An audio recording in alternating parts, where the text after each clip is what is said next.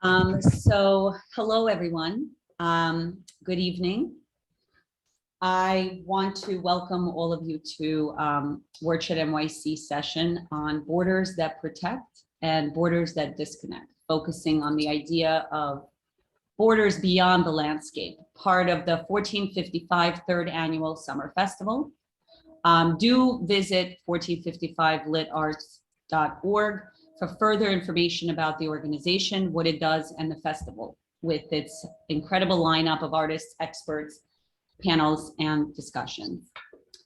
I would like to first thank Sean Murphy, founder of 1455, who believes deeply in the importance of building and nurturing creative communities, showcasing work of creatives, and who supports the micro communities spanning multiple artistic genres.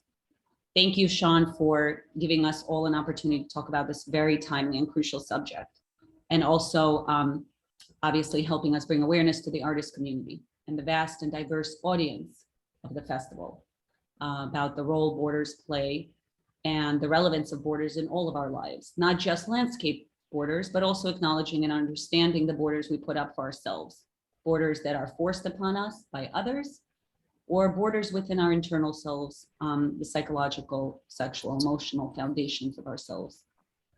My name is Leah Elimeliah. I am a poet, writer, founder, and director of WordShedNYC, an all-inclusive interdisciplinary community, culturally and creatively integrated, combining art forms and interlocking ideas.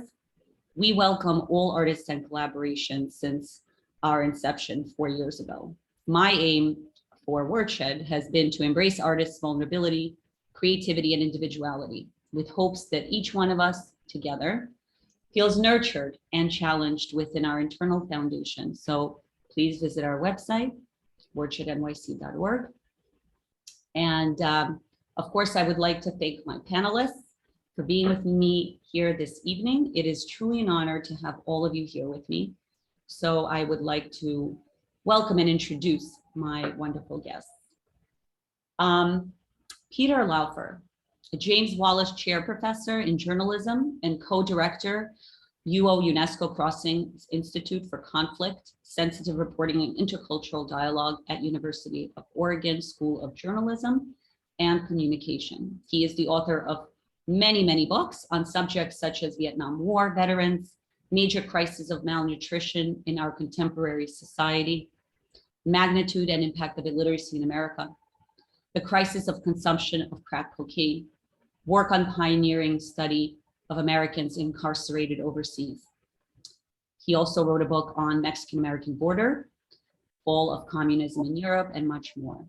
He wrote a book also called Dreaming in Turtle, which we so wonderfully discussed last year. And currently he's working on the book called Neon Nevada, which tells this dramatic aspect of Nevada's story through its historical and contemporary words and pictures. Thank you, Peter, for being here. It's a pleasure to be here. Thank you for the invitation. Yes. Yuge Zhou, who at the age of 5 became a household name in China as the singer for a popular children's TV series. You came to the US a decade ago to earn a degree in computer science and subsequently moved into video art and installations. Your work addresses transient encounters amidst the rush of contemporary life and longing across natural and urban spaces as sites of shared dreams. Yuge creates immersive experiences through digital collaging and sculptural reliefs. Her work has been exhibited nationally and internationally in prominent art and public venues, and she is currently an artist at New Inc., New Museum's Art and Technology Incubator. Recent awards include Juried Award in the Installation category at Art Prize 2021, Artist Fellowship Award in Media Arts from the Illinois Arts Council, and honorary mention in the 2020 Pre-Art Electronica in Linz, Austria. Yuge holds an MFA from the School of the Art Institute in Chicago, as well as a Master's of Science from Syracuse University. Yuge, thank you so much for being here. I'm really excited to have you here. Thank you for having me. And lastly, we have Alena Lipa, a journalist, artist, LGBTQ activist with extensive experience in international human rights and political organizations, ambassador of Unlocal Inc. organization, active member of RUSA LGBTQ+. Alena is also an asylum seeker, currently living in New York City since 2019. Alena, thank you so much for being here. My pleasure to be with you. So I want to, jump into the conversation about why we're here. I wanted to organize this very important discussion on the concept of borders. I myself am an immigrant, so I have a connection to this whole idea and what it means to be on a side and be kind of recognized as the other. So, this is about borders, setting up boundaries, walls, the idea of separation, what stands behind the act itself, and the notion of what it means and what it's meant to represent because of how much impact and how effective and at the same time ineffective the concept of borders really is. How a society and a people are meant to benefit from it. This binary discourse, various social policies, government regulations, and laws condition the very foundation of the idea of borders without really acknowledging or taking into account the very principle that's behind the structure within a society which technically is meant to unite or share common goals and interests. And yes, that is not always the case. That's very idealistic, but oftentimes it does the very opposite. However, there are various forms and ways of understanding the concept of borders without struggle and alienation. So how can we dismantle the entangling concept of borders, which causes direct and indirect racism, division, separation, alienation, which then causes friction, hatred, violence, interruption, wars, and loss of life? Is there a way that we can reimagine its concept, which almost always is guarded, policed, armed, surrounded by military? Can we find alternative ways to create an internal and external space that serves sort of as a bridge between structures of power and societies, cultures, and even ourselves? So because the people who have to face and observe, witness borders or barriers that are set against them or without them or opposing them, force them to immediately take action on the role of the other, and they become victims of exclusion, binarism, violence, hate, and tyranny. So I wanted to bring up a wonderful book first that I actually got to know while I was teaching this past semester. So take, for example, the landscape where, as Gloria Anzaldúa says, who was an American scholar of Chicana cultural theory, feminist theory, and queer theory, and who loosely based her best-known book, Borderlands, La Frontera, The New Mestiza, on her life growing up on the Mexico-Texas border, and incorporated her lifelong experiences of social and cultural marginalization into her work. She developed theories about the marginal in between and mixed cultures. And she writes, quote, "Space between two individuals, two countries, races, cultures, classes, shrinks with intimacy. The territory that isn't comfortable to live in. A place of contradictions, hatred, anger, and exploitation." She continues, "Life on the borders is life in the shadows," which I found to be really powerful because, and I think Alena might have something to say towards that. She continues, "Borders are set up to define the places that are safe and unsafe, to distinguish us from them. Us from them. A border is a dividing line, a narrow strip along a steep edge. A borderland is a vague and undetermined places created by the emotional residue of an unnatural boundary. It is in a constant state of transition, and the prohibited and forbidden are its inhabitants.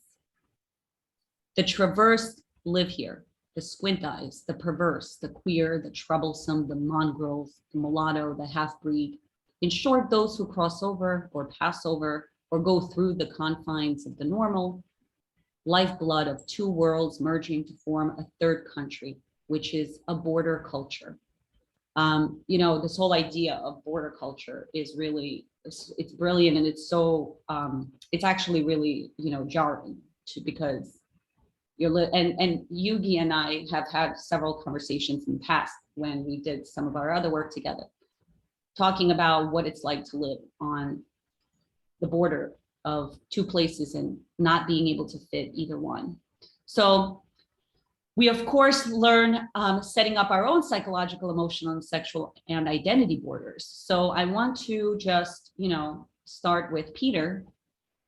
You yourself have extensive experience in journalism and covering stories on and about borders, walls, fences, the disconnect and division and alienation it creates. And as a journalist, you also debated over these concepts about what issues borders present and represent. Can you maybe talk a little bit about your book, Up Against the Wall, which is a really, really great book to read because it gives you a historical context and a current context, but also it really is very personal. I felt like, Peter, you really took us on a personal journey. So I just wanted to know also why you chose to write this and what do you want to see happen at the Mexican-American border or any border for that matter? So there's a lot there, excuse me, and thank you for all of that. It is personal, and you mentioned your status as a migrant and an immigrant and an emigrant, and I am that one generation removed. My father was born in Budapest, and I grew up with the mantra that came from him, which was that his citizenship in the United States, he said, was much more valuable than mine. Mine was by chance of birth, and his was by intent and hard work and struggle. And that's always in the back of my mind when I think globally, as you've been presenting it, about borders not just national boundaries, but borders in the broad context that you suggest. For this book, for Up Against the Wall, I decided to look at the border that is the line separating particularly California, because that's my home, along with Oregon, and Mexico. And you talked about the borderlands as referenced in the book that you cited, and I'm about 700 miles north of the Mexican line here in Marin County, but this is the borderlands too. This is a liminal space here, in large part because of the movement of culture and people historically here. Of course, this was Mexico until the federal government out of Washington during the administration of James Polk started a war that made this and so much of the West and the Southwest in particular part of the United States. So the reality of there being a physical line that then is enforced, as you mentioned, by walls and equivalent of military. We don't usually put the US military on the border, but the Border Patrol and the other policing agencies are de facto military from my point of view, that we have this arbitrary line. And we have this arbitrary line even though we solicit, we seduce people to come north because we need, in large part, the workers, creates a situation that I find fascinating because in this divisive society that we are living in currently, one thing I find just about everybody I talk to can agree about is that the border is a disaster. The border with Mexico is a disaster. It is chaotic. It is dangerous. It is crime-filled. It is wrong, the way it's operating currently by any definition. Where the divisions come is how to deal with that border, how to correct these problems. So as a West Coaster, I look at the continuum of the border across national boundaries, and we have Mexico and then the border with Mexico, where everything is a mess. Most people would agree. I know they agree because I've talked about this for years. And then you come up to the north and you have the Canadian border and everything is kissy-kissy. And so what's going on here? Why is this? Is it cultural prejudice? Is it racial prejudice? Is it economic prejudice? Is it a opportunity to take advantage of people who are desperate for work and to keep wages down? Is it a combination of all of these things? So, Leah, when you talk about global border realities and problems, I, for this book, and generally like to look at my backyard being from Mexico up to Canada. Now, Canadians can come south with basically just a, hi, I want to go south. Mexicans don't have that privilege. The border is complex. Borders globally are complex. Even the southern border is complex in terms of migrants coming across without the documentation that the US government requires. But the bulk of people coming north historically have been from Mexico.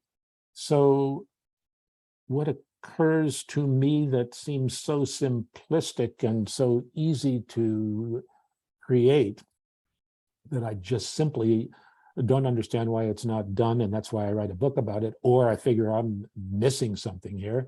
But if Canadians can come down here with no problem, how about if Mexicans come north with no problem? Now, that doesn't solve all of the issues, and it's just Mexicans that I suggest, at least as a start, come north with no problem, because we do have this special relationship, not just because this land where I am right now used to be Mexico, but also prior to the current era, Mexicans did come north with no obstacle. And we embraced these people as fellow West Coasters, but also because we in agriculture-oriented California, Oregon, and Washington need the workers. So if we need the workers, and if we've got this problem at the border, why not let people come north? And not just to work, not just to do work that is stereotypically referred to as work that US citizens won't do, but also, do they want to come to Disneyland? Do they want to go to school?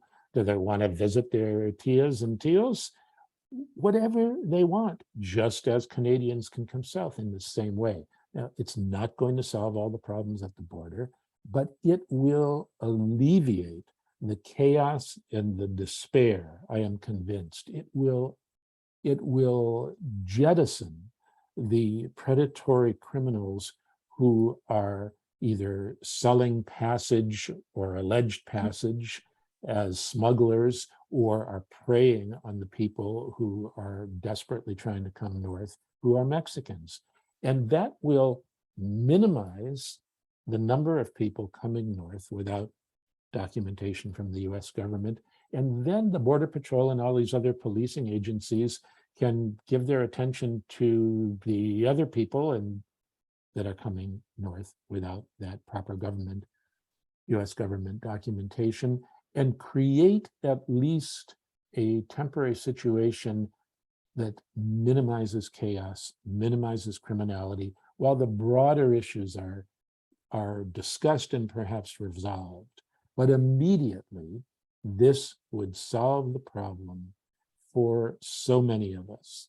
It seems so simple. I know there must be something wrong with it, but I've thought about it for years, and I've written about it, and I've talked to people about it. I don't see the flaws. But so based on what you've just said, what do you think? I mean, obviously we know that there's a lot of political reasons for why that's happening, but from your point of view, because you are, you're the journalist, what can you say about why you think that's happening in terms of politically, and like, meaning how is that benefiting both sides or one side? And sure, is what you hope going to actually at some point, do you see it coming to fruition? Oh, absolutely. The not necessarily exactly as I define it, but Right. you cannot maintain this kind of disorder and this kind of pressure. There has to be a change. The natural change is to return to what was normalcy.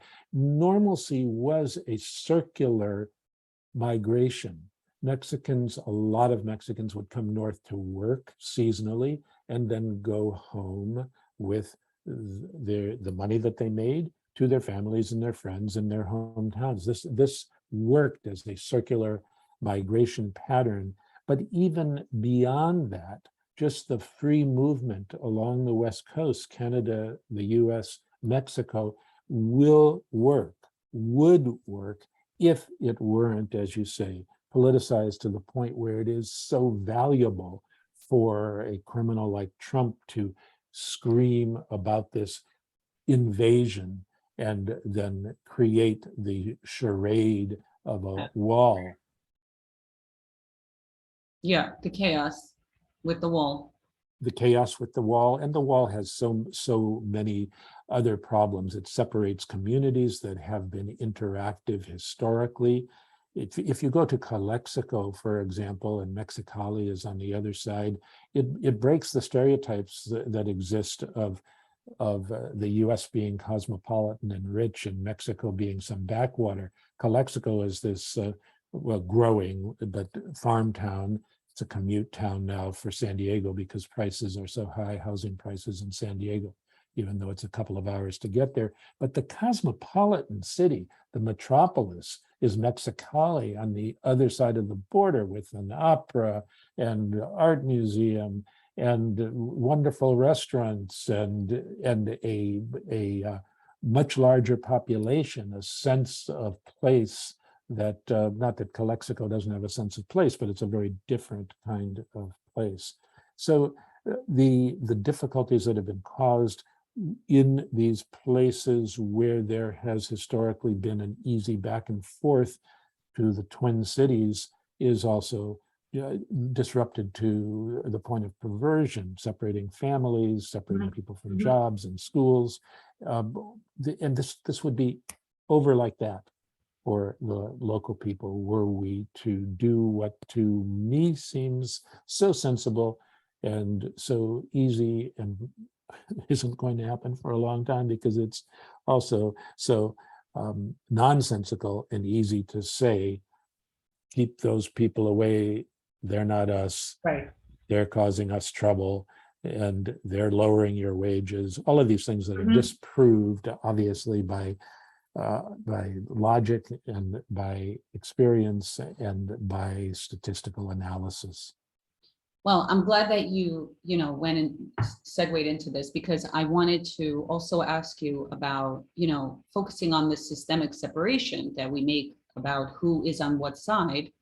What do you think it does to a person, and a people? And if in general, because I also know that you've worked in other places when you were a journalist in earlier days.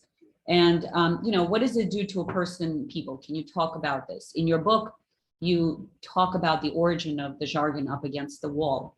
And you talk about the wall standing up as political threats.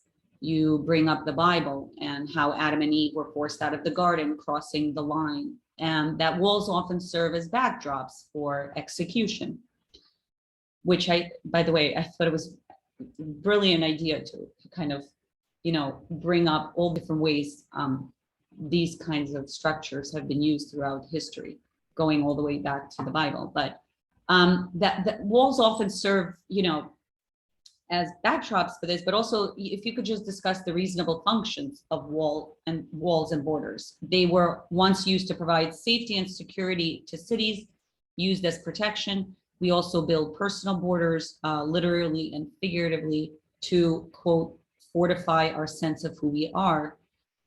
This is a quote that's coming from your book that was said by Francis Stoner Saunders, that he explained in his lecture at the British Museum.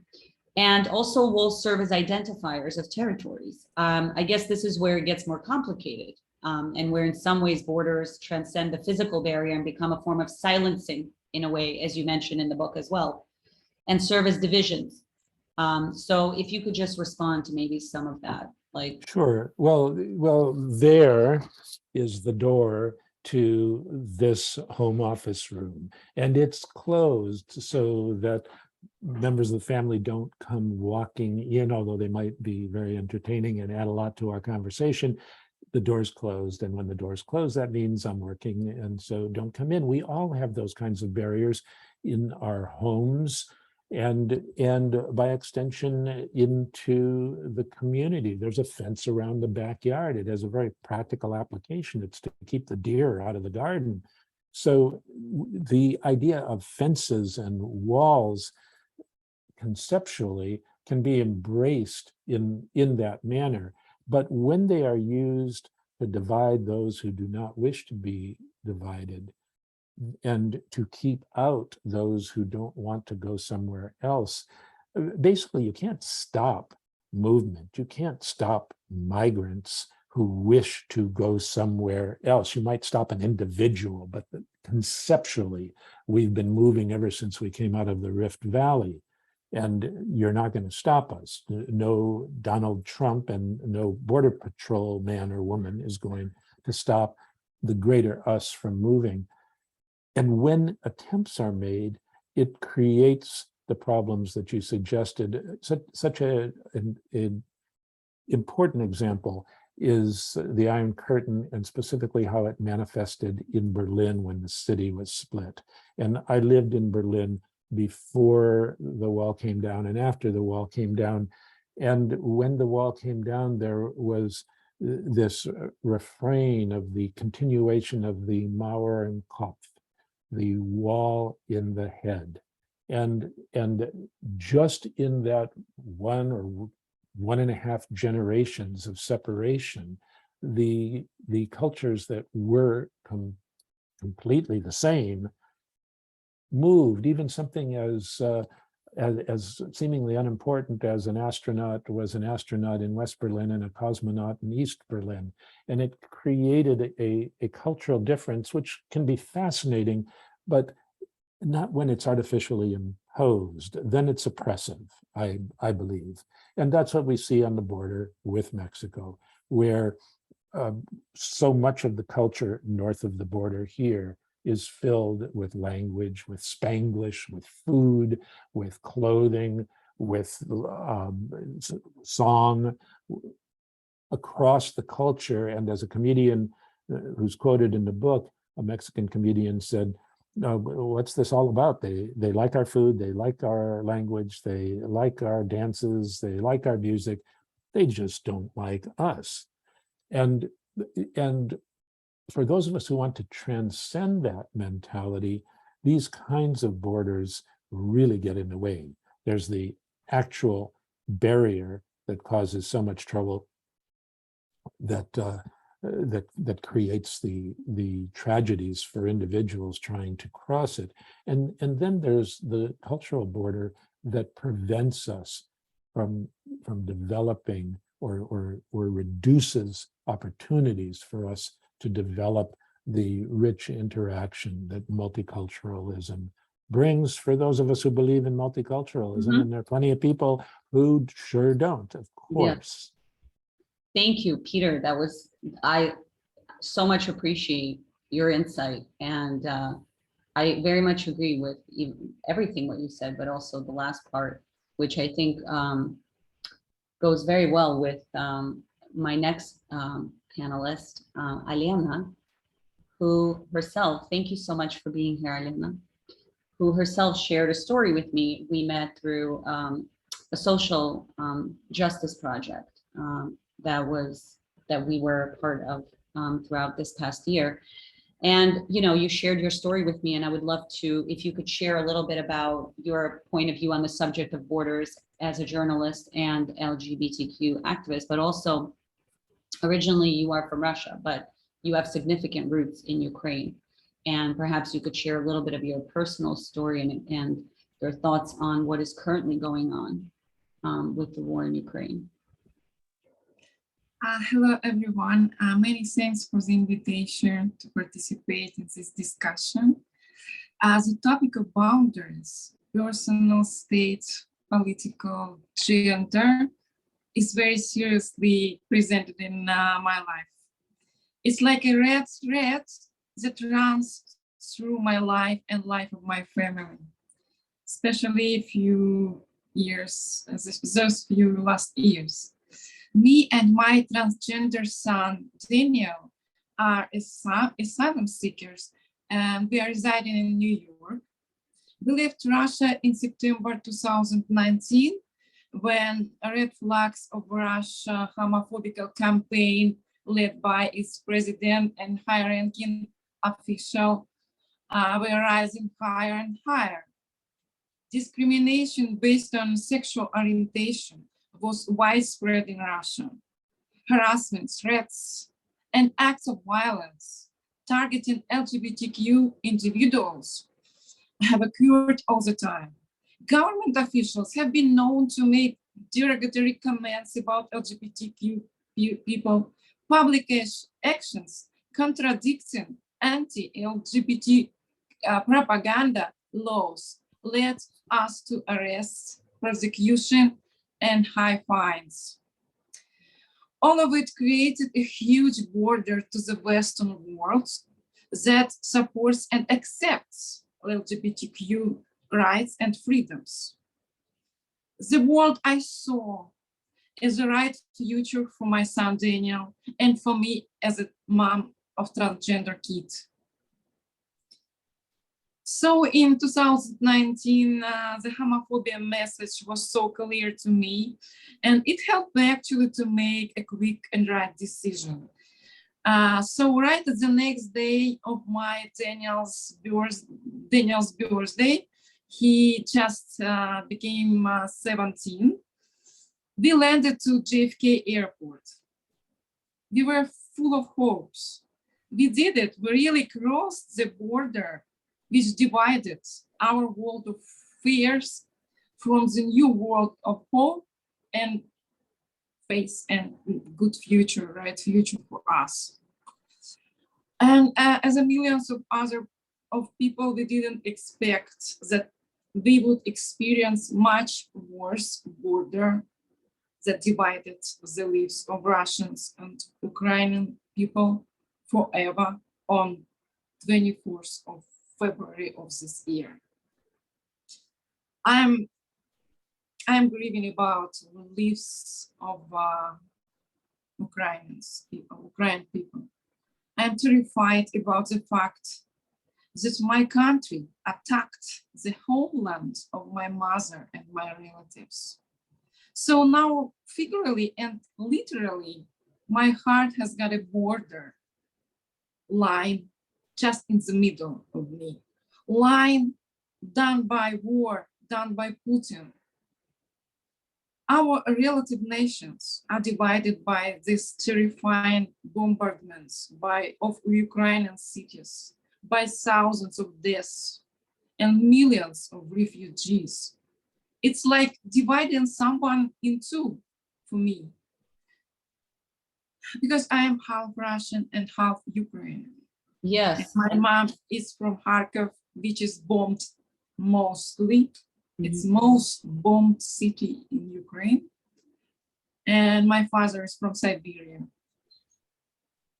So now I realize that this border will be gigantic for decades for us, for two nations.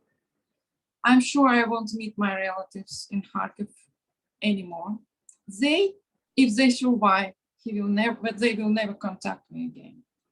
It's my personal tragedy, which I am carrying for 4.5 months for the moment. So I decided to support Ukraine from the first day of the war. I am an active protester in New York on Times Square near the Russian embassy. I am doing all I can for Ukrainian refugees here too. Recently, I created an artwork dedicated to Russia, where freedoms of speech and protests were destroyed and deleted forever. Just today, Russian government made a new law about people like me. So now I'm getting about from 5 to 8 years in prisons just because I'm supporting international organizations being abroad of Russia, supporting against the war and their efforts to stop it. So it seems like I'm supporting the whole world, but not Russia. And I am just a big and I was so bad person. So I have to spend my 8 years of my life in prison. That's what they decided to do for people like me today. Mm-hmm. So the decision I take for myself is continuing my activities to help people to overcome the borders of hate, borders of untrust and grief. Putin is not a portrait of Russian people. We are against the war, against homophobia and evil. To prove it by my heart, I will prove it by my heart, by my actions and my art. This is a mission for me as the rest of my life, because that's what I decided to do. It's what I can do. That's all I can do for the moment. Mm-hmm. Thank you so much, Alena, for sharing that. I know that when the war started, you asked a little bit for my help, and in the blog post that you wrote about the history of your family and how there was also this divide in the time of your grandparents, when your grandparents were alive. And so do you want to just, I mean, I know that you basically covered, but going back to the fact that this is kind of history repeating itself.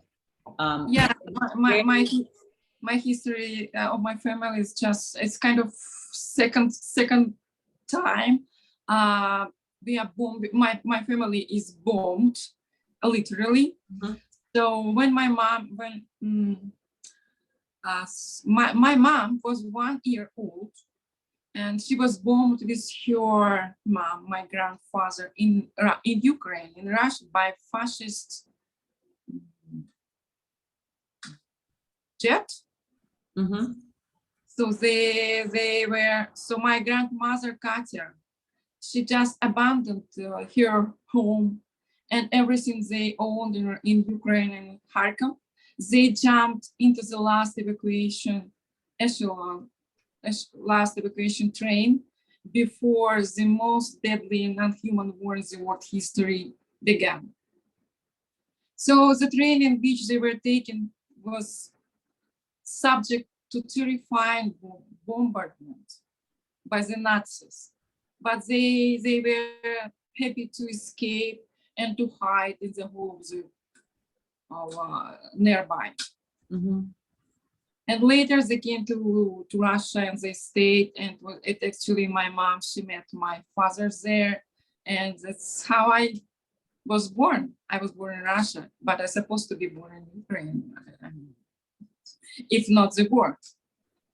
Thank you. And I know that you mentioned earlier about the difficulties that you and your son had to go through in that sense. But if you want to just talk a little bit about what it's been like for you as a mother, handling the border between, well, or, you know, the line between the gender, this gender shift of your child, and what that was like for you, because I know that this is also a very current and real subject for many parents, and also other transgender and LGBTQ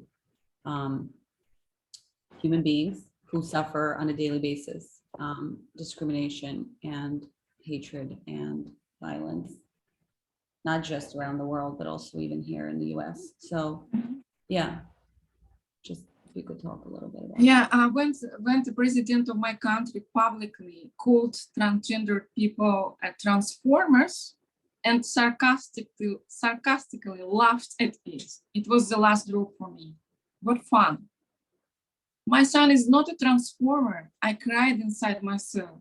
He's brilliant, amazing, brave, intelligent person I love, I adore.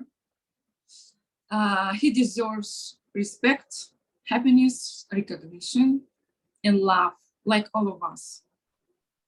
But the cruel reality at that time of the year 2019 in Russia showed me that the respect and acceptance by society does not exist, and I have to deal with it if I want to protect my son.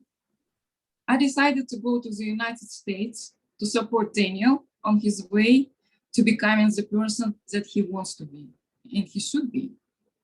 I would like to talk about the beginning of my story briefly. When Daniel came out to me as a trans person at the age of 16, I had no doubt to support him from the very first second. It's my only precious child, my best creature. You can deny your loved one just because he changed your personal borders and ideas about life. You're right, you just be yourself. That's your truth, your life, your destiny. You may think I have started like this. No, I didn't. My personal mental and mom's borders and expectations were so strong and well established, I didn't even in my nightmare dreams expect them to be ruined as dramatically and fast. My sweet girl is not a girl anymore. Anymore. But brick by brick, stone by stone, I dismantled this wall of my fears and changed the outlines of the borders. It was not easy path, consisting of despair, first, rejection, awareness, overcoming, and the abolition of old attitudes and boundaries. I have read a lot of books, watched tons of videos. I got full knowledge. I talked to doctors, parents, and relatives of trans kids. I realized how little we know about people like my son. I realized how brave and strong they are to get through the hate and acceptance of people and through their personal dysmorphia and fears. It was a path not only to my child, it was a path and way to a new me, to genial love that erases boundaries and breaks down the walls of homophobia, denial, and rejection. So our way here wasn't easy, but now I'm proud of what we achieved.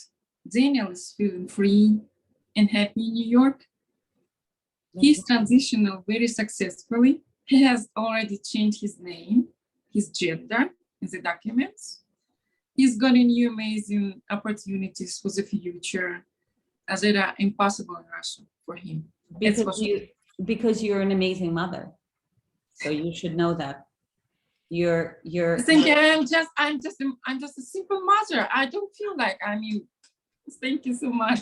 No, you're really inspiring, and this is very. I thank you so much for sharing your very personal story on both sides, in both subjects. Yeah, and we are both became activists for LGBTQ immigrants organizations. We are taking an active part in pride events and supporting actions. Soon, I am going to present my first exhibition, Love Always Wins, dedicated to LGBTQ people in cooperation with a local organization. So now I'm saying very, very sincerely to my son, you are right, son. Just be yourself. Just be yourself. That's your truth. And if your parents are not accepting, I am your mom now. It's written on my favorite T-shirt I like to wear. It's a fact that many parents are denying their trans and LGBTQ kids. I want to tell them next. It's an important message I want to share. Stop it. Think not about yourself and your personal borders, but about your son or daughter who is in desperation just because you are not accepting him or her or them. Do you know, my dear, that 60% of unaccepted by parents transgender people use trying to suicide?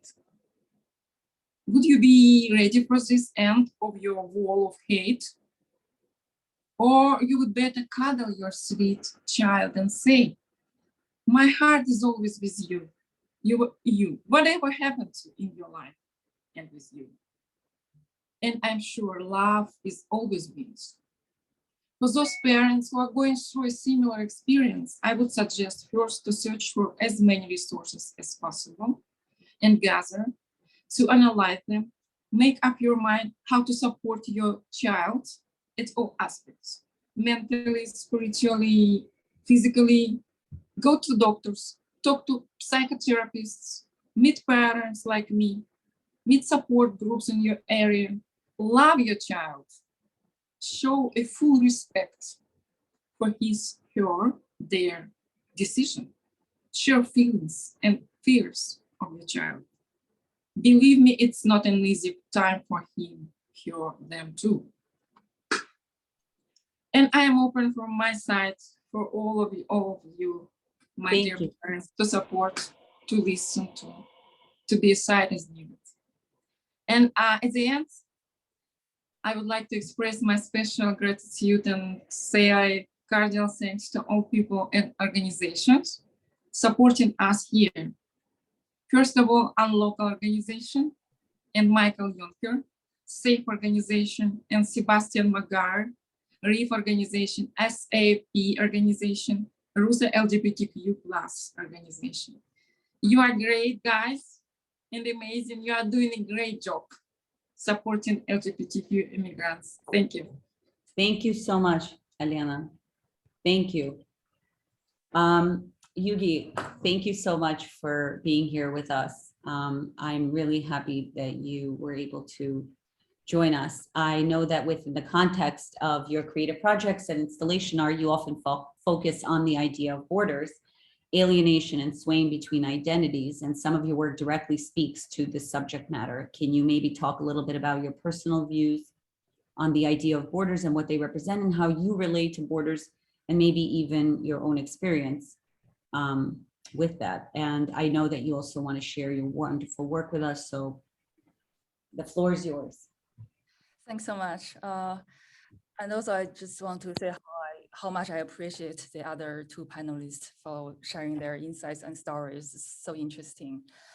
I really like what Peter said about you cannot stop people from migration. I guess I'm one of those who came to the United States by choice. Because when you think about borders, a lot of people, think about escaping or refugees or, run away from something. But I didn't, I came here willingly because I wanted to explore, I wanted to experience different cultures, and, I wanted to learn a different language. And I think like, it's been about like 15 years since I came here, and my kind of entire practice is, to some extent, is about observing the inside and outside of borders. To answer your question about what kind of borders means to me, I can say from like three different, I say I have three different responses, kind of depending on like the kind of the time frame of me in this country. So the first was like when I just came here, which is, like I said, about 15 years ago. That when I was still a young student, and to me, border is much more like the cultural barrier that I experienced. So it's not really kind of like there's a line, it's more kind of internal and more kind of metaphorical. And I was, when I first came here, I was in Syracuse, so upstate New York. And I grew up in Beijing, which is like a huge city. So, and Syracuse is a really beautiful place, but it's kind of small, and it's a lot of nature. So it was really kind of like not only just a culture shock, but also it's hugely different from where I grew up. So it's kind of like adjusting to the new environment. And because of that, I became very much interested in kind of like observing, the environment, like the urban environment, and at the same time trying to learn the language. And I was a student, so I was also trying to catch up on my study. Syracuse. And so that's the first kind of part of like my answer about borders. And then the second phase was a few years, about 4 years after I came here, I decided to, kind of figure out a way to express what I've observed, into art. And I moved to Chicago and started to seriously pursue a degree in arts. And I'm gonna share my screen while just talking so that, like we can look at some of the work, and because I think it's gonna help illustrate some of my points.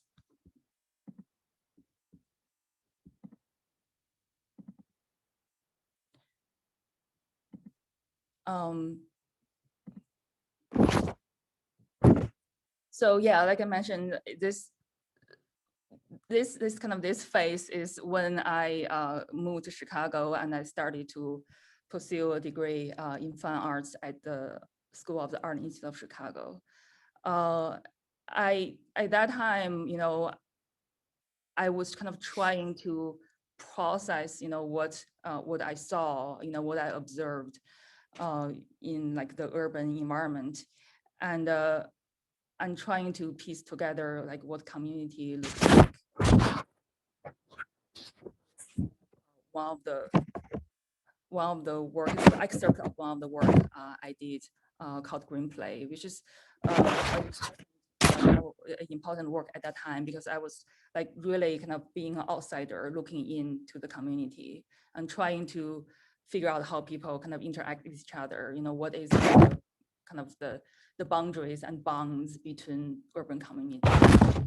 And this is part of the work called and another. There's a little bit of a noise.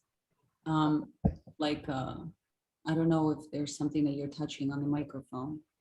How about now? Okay, now it's good. Okay, is that better? Yes. Yeah.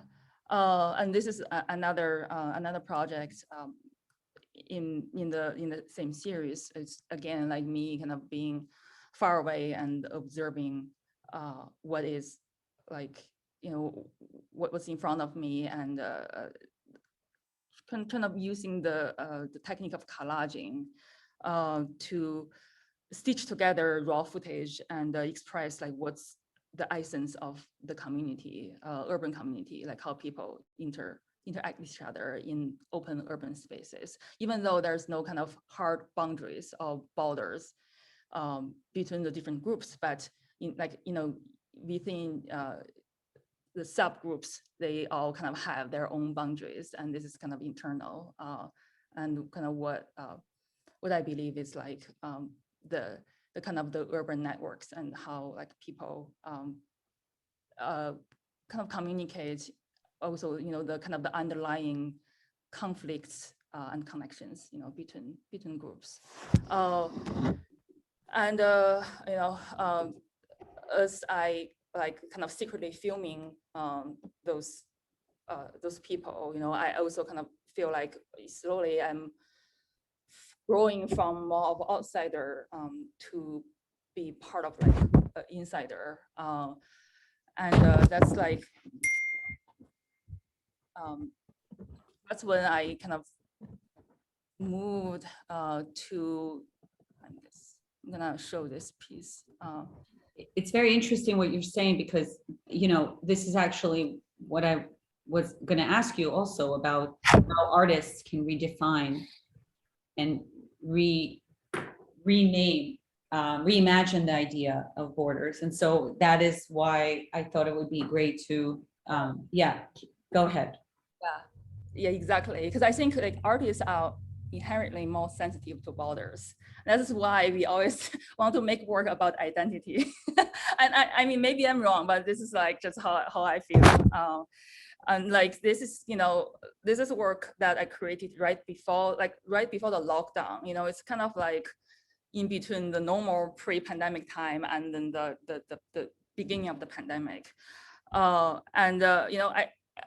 like even like kind of before that, like what was talking about the outsider and insider, I felt like I was slowly become more of an insider, but like the kind of like the Trump era came, and there's more of like nationalism or like xenophobic,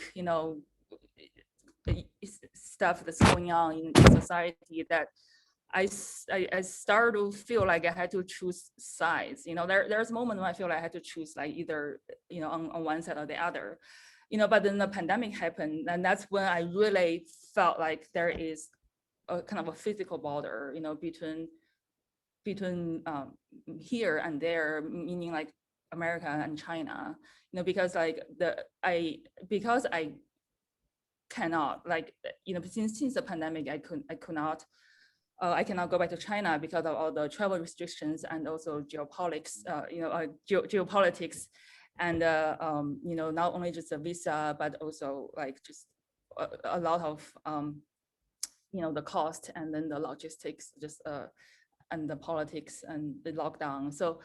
So that's when I really am super aware of like that body of water, the Pacific Ocean, which is what separates China and America, and what's link China and American. So for me, the border becomes like that visual representation of that body of water. And this is the piece that I created at that time, entitled "When the East of the Day Meets the West of the Night." So this piece was inspired by a conversation I had with my mom, who lives in Beijing, about the physical and emotional distance between us. So when I was talking to her, I had this picture in my mind of two figures standing at the edge of the Pacific Ocean, looking out towards each other at the same moment, feeling connected, despite the physical distance. So this project, was filmed in two continuous takes from the opposite sides of the Pacific Ocean, near Beijing, and one near Beijing and one in California. So there was this really kind of beautiful arc-shaped trajectory of the sun setting on the American side, and you're gonna see, a few minutes like slowly rising on the Chinese side. So yeah, like I mentioned, this is kind of, to me, talking about being on two sides at the same time, and trying to find the kind of the in between, because I always feel like I'm too Chinese to be American, too American to be Chinese, after so many years. So like where I really belong, the sense of belonging, and slowly realizing that it probably doesn't matter, either side. It's interesting to explore the gray area, the in between, and this is kind of a piece that responding to that. I guess we would agree with Peter about the cyclic migration, that in a sense, there's so many of us that are kind of going through our own cycles of whatever it is that we're dealing with, and the borders within our own internal or external selves. So, even the language, we've often discussed the idea of being on the border of both languages, not really feeling like you're being understood, no longer kind of fitting the linguistic aspect of in China and also here. So Yeah. I feel like your work really very much reflects on this subject. Thank you. Yeah, I mean, I always say that my ultimate quest is to be able to kind of move, freely back and forth, and have kind of control or agency over the borders. In other words, like I want to have access to China, and also I want to have access to American. And I know it's kind of a privilege or a luxury, especially nowadays. It's very much the opposite of that, especially since the pandemic. It's kind of pushing against the idea of having both. You have to choose where your home is, what culture you represent. But like kind of for me is like the beauty of being being a global citizen, is that I have the right, to have the agency to be able to choose both. So this is the kind of the work that I did in the beginning of the pandemic, and because of the the fact that I can't go back to China, so it's just gonna show a little bit of the newer ones. Yes, this is beautiful. Yeah. So since end of the early 2020, end of 2019, that's what the last time I was in China, and been almost 3 years. So I wanted to kind of create a work that talks about the universal concept of longing. And this is a series called the Moon Drawings. So in traditional Chinese culture, the moon is a carrier of human emotions, and the full moon represents family reunion. So so what I did, since the winter of 2020 was that I decided to create moon drawings using like in Chicago, which is where I'm based right now, by like dragging a luggage, a suitcase on the snow-covered ground in the winter, and also in the summer is on the sand by the Michigan Lake, to kind of create those concentric circles, which to me represents like the drawing of the moon, the full moon, which represents like the union.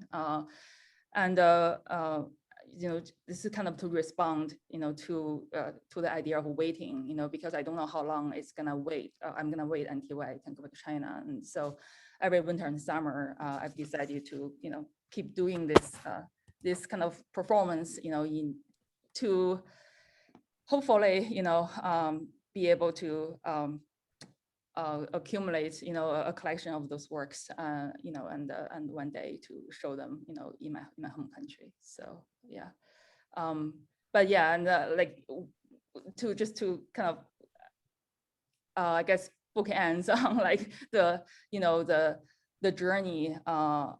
This is kind of where I am, and on this side of the border, and not being able to travel back. But I do think that, my story is just one representation of like many stories of immigrants, but the idea of longing, the wanting to be connected, with family and friends on the other side is universal. Yeah, the idea of belonging. Yes. Yeah, no, I'm so happy that you touched upon that, because it's beautiful. Your work is really beautiful, and Thank you. I thank you so much for sharing it with us. I know that I wish we had another hour so that we could just sit and now talk about everything we've discussed and find ways to repair and reimagine borders, and maybe we'll come back for segment 2 in the future. But I want to thank you all so much for being here. I believe that this subject is ongoing, and it's going to keep going, but people like ourselves and many others who don't feel that borders are meant to disconnect us as human beings. And as Peter mentioned, the fact that it's about people collectively sharing cultures, sharing religions, experiences, our own histories and histories of our countries. Hopefully that's where we'll be at some point. Do we have a moment that I could say something Absolutely. regarding what Yuge said specifically about language? My father's sister, also born in Hungary, married a man born in Shanghai, and they made a deal. And this is an example maybe where differences can bring people together in unexpected ways. They made a deal that anytime during the marriage, when they were having a fight, she would speak in Hungarian and he would speak in Mandarin, and neither knew the other language. And according to family legend, the fights would break down into laughter. That's brilliant. If Yeah. only everyone had that remedy. Yeah. But it's worth learning another language. Definitely. Yeah, that's actually a good tip. I'm gonna learn from that. Thank you for sharing that, Peter. Thank you, everybody, and be well, stay safe, and keep creating and sending good messages to the world. Thank you so much. Thank you, Leah.